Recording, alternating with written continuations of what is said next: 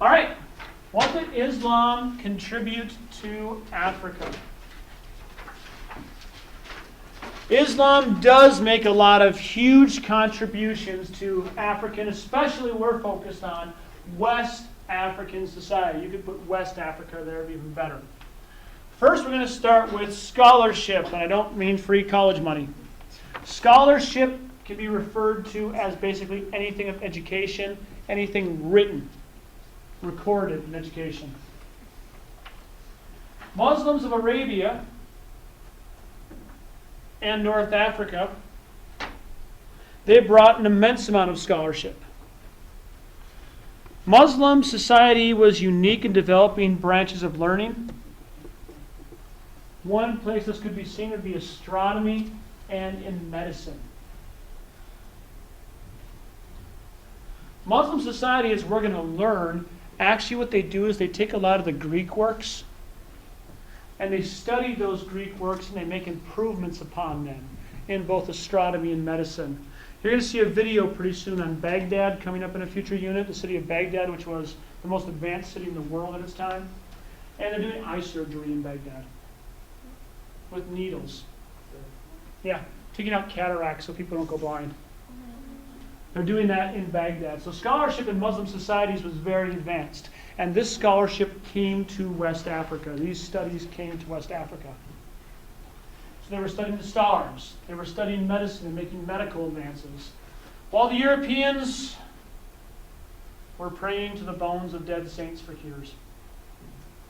So the scientific advances in Islam at this time were well above where Christianity was. That's pretty much documented and proven. All right, an example, Al-Khwarizmi. Al-Khwarizmi wrote a book called The Calculation of Integration and Equation, which deals with equations. That sounds a lot like what? Geometry. That sounds like geometry? Yeah, but even more so, algebra. Algebra is born, you can either thank or curse the Muslims for algebra. So, they make huge advances in algebra, which again allows us to, engineers, buildings, all kinds of things you can build. Architecture in Muslim society advances, and this goes to West Africa too, because they're hooked into this Afro-Eurasian trade network. And they're trading with Muslims, so they're also getting the education that goes with it. Continuing, we see numerals and counting in tens. So, numbers that are brought in are like the numbers we look at, like the number 1, 2, all the way to 10. These were called Arabic numerals. These were called Arabic numerals. They actually started in India. They started in India.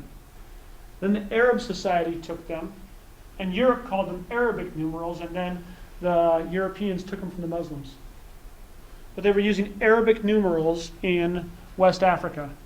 Just for a comparison, did the Romans use these numbers? They used Roman numerals. They didn't have a 10-base system. So when I say a 10-base system is what they had, 10, 20, 30 is how you wrote them. Were Roman numerals 10-base? No. Roman numerals are actually, can you imagine trying to do equations in Roman numerals? No. Think about that. Think about trying to do an equation or even a simple multiplication problem using Roman numerals. All right, let's take xii times, we'll take L, which is 50. No, I can't use the x so many times. No, L, which is 50, but I got to put the x before that to make it 40. Let's take, so we're going to take 12 times 46. Okay, that's what I mean by like Arabic numerals were brought in. That's actually a pretty big advance. It wasn't just automatic. We didn't always write numbers the way we do now. It made algebra and other problems much, much easier to do. Go ahead, unnamed student in the back. My name is Mark. What year was this? What year would this be? Let's take this for our time period from like 800 to 1500. 800 to 1500, yes. So were the Muslims not discriminated against their skin at this time? No, because they were living in a Muslim society and most people looked kind of like them. And there's not there's Africans. There's really no modern racial distinctions at this time the way we have them today. There's the Ghanaians, who are the people from West Africa, and there's the Northern Africans, and there's the Arabians, but you're not really in the same racial statuses that we have today. Those get more made up by Europeans, especially during the time of coming over to the Americas and slavery. Thank you, Mr. Wolf. No problem. The decimal point is also invented to divide numbers up. And algebra, the big one. Yay, algebra! Hi, Brunsman. All right, so let's keep going here. And Mr. Myers, right? Mr. Myers. Okay, little Mr. Myers? Yeah. I got that online, so all right, let's keep going. Geography was another area. Geography was another area where the Muslim world excelled. The most famous geographer in the 12th century was Ibn Rashid, who visited Spain, North Africa, Anatolia, and he drew maps. Well, map-making technology also made its way into West Africa.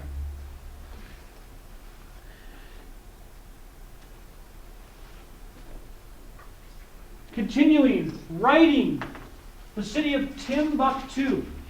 The city of Timbuktu, which we will talk in greater detail in the next chapter quite a bit. Timbuktu becomes an education center in West Africa.